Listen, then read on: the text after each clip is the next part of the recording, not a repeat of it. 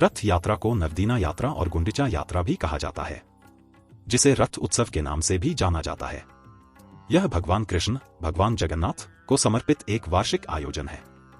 हर साल आषाढ़ माह में भगवान जगन्नाथ रथ यात्रा का उत्सव बेहद उत्साह के साथ मनाया जाता है। जगन्नाथ रथ यात्रा की तैयारियां शुरू हो गई हैं। इस उत्सव में शामिल होने के लिए भक्त दूर दूर से आते हैं। इस साल रथ यात्रा का मुख्य आयोजन 27 जून को होगा। इस दौरान ओडिशा के पुरी नगरी में अधिक रौनक देखने को मिलती है। वैदिक पंचांग के अनुसार हर साल इस यात्रा की शुरुआत आषाढ़ माह के शुक्ल पक्ष की द्वितीया तिथि से होती है और अगले दिन 9 दिनों तक उत्सव को मनाया जाता है। यह उत्सव विदेशियों को भी आकर्षित करता है क्योंकि यह विश्व स्तर पर प्रशंसित है। मुख्य रूप से रथ यात्रा का उत्सव समतुल्यता और एकीकरण को दर्शाता है। लेकिन क्या आप जानते हैं कि भगवान जगन्नाथ रथ यात्रा की शुरुआत कैसे हुई?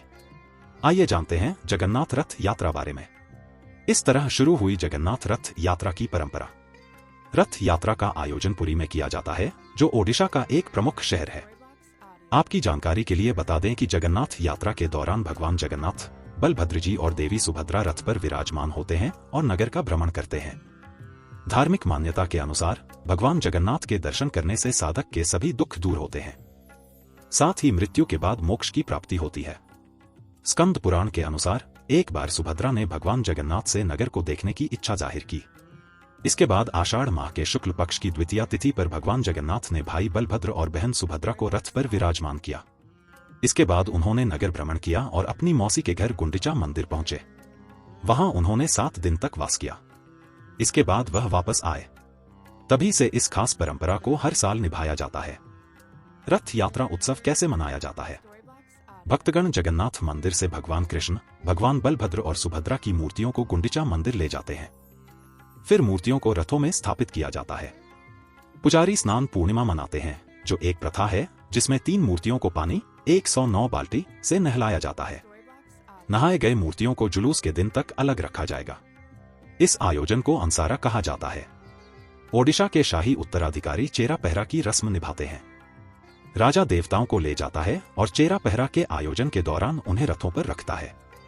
रथ यात्रा में भगवान जगन्नाथ की भूमिका। भगवान जगन्नाथ रथ यात्रा का मुख्य आकर्षण है। वे भगवान विष्णु का एक रूप हैं।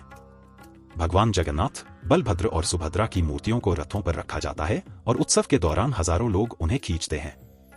भगवान जगन्नाथ की मूर्ति लकड़ी से बनी है और उनकी बड़ी बड़ी आंखें हैं, जो इस बात का प्रतीक है कि वे सब कुछ देखते हैं। माना जाता है कि रथ खींचने से आशीर्वाद और आध्यात्मिक शांति मिलती है। रथ यात्रा के दौरान प्रमुख अनुष्ठान। रथ यात्रा कई रीति रिवाजों के साथ मनाई जाती है, जिनमें से प्रत्येक का अपना महत्व होता है। यहाँ मुख्य रीति रिवाज दिए गए हैं। छेरा पहाड़ा। यह तब होता है जब पुरी के राजा या उनके प्रतिनिधि रथों के सामने की जमीन को सोने की झाड़ू से साफ करते हैं। यह कार्य देवताओं के लिए मार्ग को शुद्ध करता है और विनम्रता और सेवा को दर्शाता है। रथ खींचना। हजारों लोग प्रार्थना और गीत गाते हुए रथ खींचते हैं। यह भक्तों के लिए अपनी भक्ति दिखाने और भगवान के करीब महसूस करने का एक तरीका है। ऐसा माना जाता है कि रथ खींचने की क्रिया आत्मा को शुद्ध करती है। स्नान पूर्णिमा। यह रथ यात्रा का पहला अनुष्ठान है। भगवान जगन्नाथ और उनके भाई बहनों की मूर्तियों को पवित्र जल से स्नान कराया जाता है। यात्रा शुरू होने से पहले मूर्तियों को शुद्ध करने के लिए ऐसा किया जाता है। रथ सजावट। रथों को सुंदर रंगों, फूलों और कपड़ों से सजाया जाता है। प्रत्येक रथ उस देवता का प्रतिनिधित्व करता है जिसे वह धारण करता है और उसे यथासंभव भव्य रूप में बनाया जाता है। गुंडिचा मंदिर में प्रार्थना। जब रथ गुंडिचा मंदिर पहुंचते हैं तो देवताओं की पूजा अर्चना की जाती है। यह भगवान जगन्नाथ और उनके भाई बहनों के अपनी मौसी के घर पहुंचने का प्रतीक है। वापसी यात्रा, बहुड़ा यात्रा। गुंडिचा मंदिर में कुछ दिन रुकने के बाद देवता जगन्नाथ मंदिर लौटते हैं, जिसे बहुड़ा यात्रा कहते हैं।